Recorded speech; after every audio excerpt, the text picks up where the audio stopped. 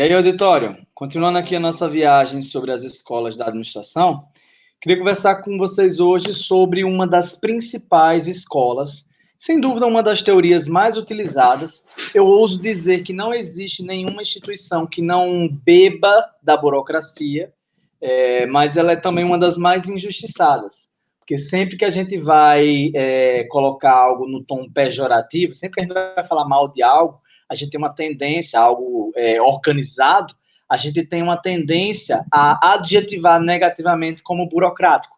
Quando, na verdade, imagine como seria o mundo sem essa mínima organização das coisas formal. Imagina você não ter um CPF, imagina você não conseguir ter uma mínima identificação dentro de uma biblioteca. Imagina um mundo caótico em que você não tem nenhuma previsibilidade sobre as coisas. Seria um mundo sem o que nós organizamos e o Max Weber idealizou como burocracia. E aí, essa palavra, ela significa basicamente governo dos técnicos. A ideia do Max Weber foi fazer uma observação da sociedade alemã. Na época, a gente está falando, ele escreveu isso por volta de 1846, foi nessas mediações aí, esse livro foi publicado bem depois, né? E o Weber, observando os problemas do governo alemão, ele idealizou como ele deveria ser para funcionar racionalmente, para funcionar com a máxima eficiência possível. E aí, essa organização racional, hoje, ficou convencionada a chamar-se de burocracia, que seria o governo dos técnicos, governo racional. Ele era idealizado em 3 pilares. O primeiro deles é o profissionalismo. As pessoas, para exercerem determinadas funções públicas, precisariam ter o diploma que formalizasse e provasse a aptidão dela para com aquelas coisas. O segundo deles seria a impessoalidade, em que os funcionários não poderiam agir conforme seus próprios desejos pessoais. Eles deveriam agir imparcialmente, nem prejudicando aqueles que eles não gostam, nem favorecendo aqueles que eles gostam. E a formalidade diz respeito à positivação das normas. O que eu quero dizer com isso?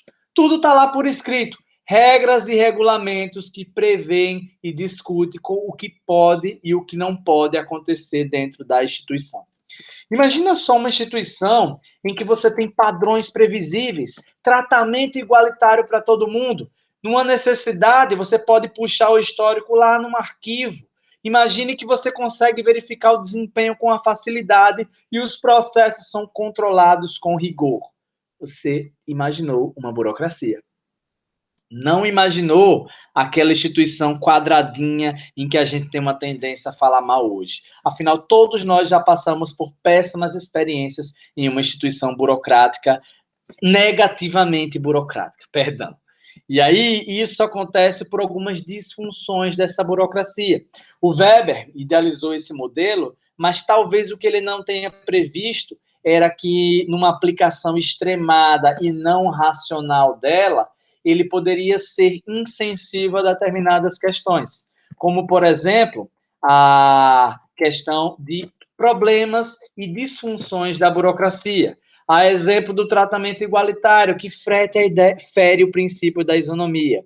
Professor, você está me dizendo que tratar todos por igual é ruim? Sim, estou dizendo isso. E por que eu estou dizendo isso?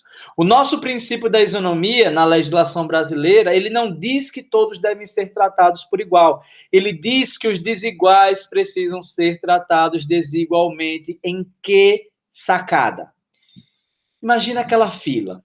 Você acha justo uma gestante esperar na fila igualzinho a você? Você acha justo um idoso esperar na fila igual a você? Um deficiente esperar na fila igual a você? É necessário que determinadas pessoas tenham prioridade justamente pelas necessidades que elas têm. Então, essa é a lógica da isonomia. E é isso que pode ser configurado como a disfunção.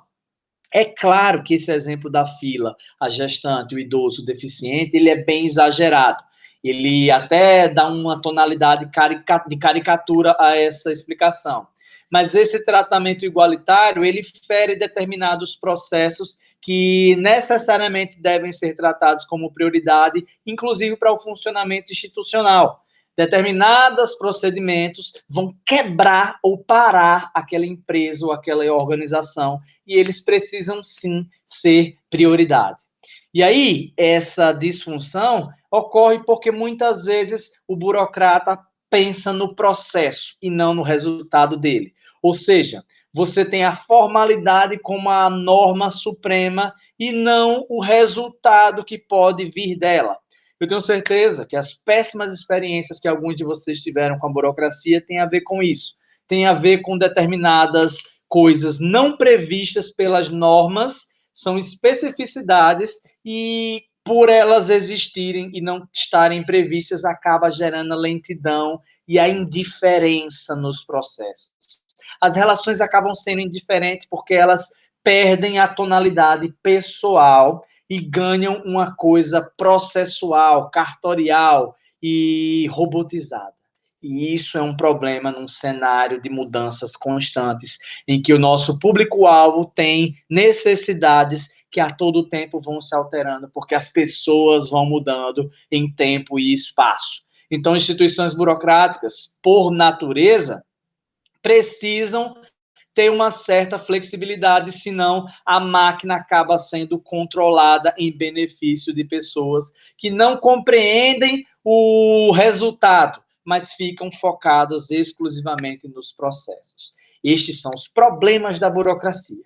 E aí fica uma reflexão: será que o Weber não pecou justamente por não prever essas coisas? Será que seria possível prever essas coisas? Numa lógica de aplicação da burocracia nos dias de hoje? Como é que a gente deve proceder para não se prejudicar com essas coisas? Fica a reflexão. Vamos pensar mais sobre isso e por hoje é só. Valeu, pessoal!